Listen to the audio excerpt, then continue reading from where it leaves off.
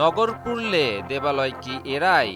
এই প্রবাদটা এখন মধ্যপ্রাচ্যের জন্য যেন এক তেতো বাস্তবতা। সত্যিই তো, ইরান যদি আগুনে পড়ে তবে তার লেলিহান শিখার সামান্যতম আঁচটুকুও কি আশেপাশের দেশগুলোতে পড়বে না? ইরান যদি অস্থিতিশীল হয়ে পড়ে তবে তা বাকি দেশগুলোর স্থিতিশীলতার জন্যও কি হুমকি হয়ে দেখা দিবে না? তাই ইরানে কি ঘটছে বা ঘটতে চলেছে তা নিয়ে উপসাগরীয় দেশগুলো কি কিছুটা উদ্বিগ্ন হবে না?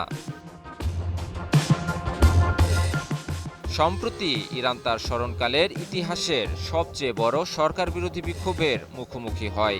অর্থনৈতিক সংকট থেকে শুরু হওয়া বিক্ষোভ একসময় এসে খামেনি সরকারের ভিত্তি কাঁপিয়ে দেয়। এর সাথে যুক্ত হয় মার্কিন প্রেসিডেন্টের হুমকি ধামকি। এর মধ্যেই ট্রাম্পের নির্দেশে মধ্যপ্রাচ্যের দিকে রওনা হয় মার্কিন বিমানবাহী রণতরী ইউএস আব্রাহাম লিঙ্কন।